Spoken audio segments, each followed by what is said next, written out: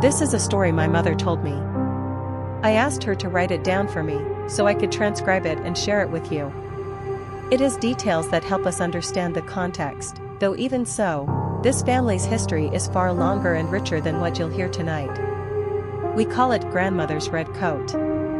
It was the year 1969 when my grandmother began to feel unwell. She was taken to the Sacred Heart Hospital for an exhaustive medical checkup. My grandmother was a tall, strong woman, her very pale skin sprinkled with reddish freckles, her abundant hair always well cared for, and a personality as firm as her appearance. She was strict, authoritarian, commanding. We all respected her, and, truth be told, we feared her. With just one glance, she could make us tremble. She was, without a doubt, a warrior, Donna Cristina Becerra Gallo. She often told us stories about the Cristeros from her youth, when she was a teenager in her beloved Yahualica de Gonzales Gallo. When she was in a good mood, she would delight us with tales of her adventures. For us, children at the time, they were thrilling.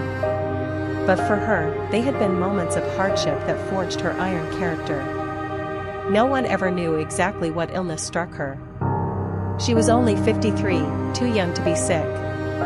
She never complained, never said she was in pain. Only that she felt very, very tired. Doctors found nothing wrong. Yet, within just a month, she was gone. People said she died of exhaustion.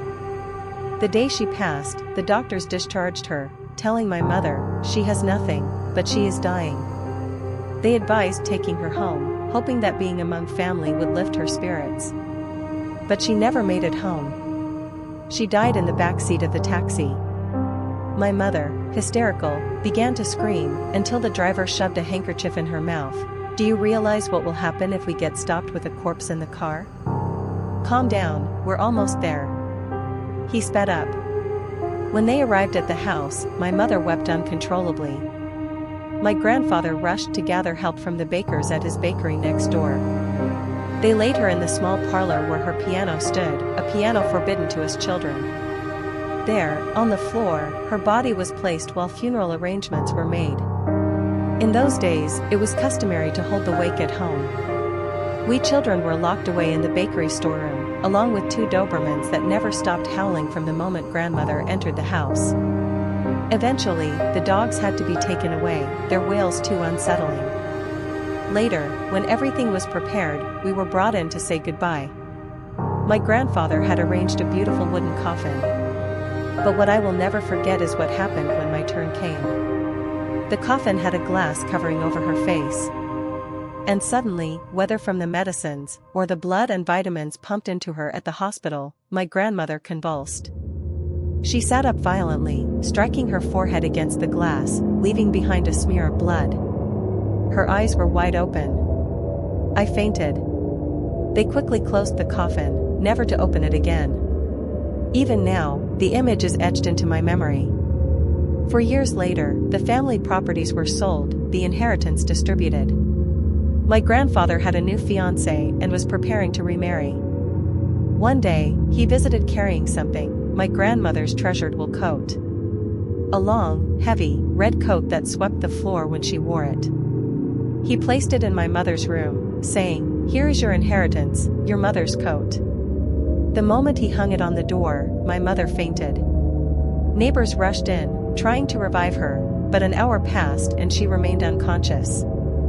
A doctor was called. When he entered, he stumbled against the coat. My grandfather snatched it down, thrust it into my hands, and ordered, "Get this out of here." As soon as I carried the coat outside, my mother took a deep breath and sat upright, as if nothing had happened. We were stunned, terrified. But then it got worse. Out in the courtyard, I placed the coat over one of my brother's motorcycles. I looked up, and there she was. My grandmother. Standing with her hands on her hips, staring at us. My brother saw her too. He collapsed onto the ground, pale as a sheet. "You saw her, didn't you?" I whispered.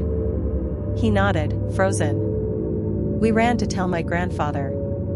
He took the coat without hesitation, muttering, "I'm taking this to the cemetery right now." And he did. He laid the red coat over her grave. My mother eventually recovered. But for years afterward, she would wake up screaming, tormented by dreams of her mother. Their relationship had always been hard, so hard that even in death, fear lingered. I don't know what became of the coat in the end, or how long it remained on the grave. But I do know this: today, my mother rests in that same tomb, alongside her own mother. And I have never gone back to visit.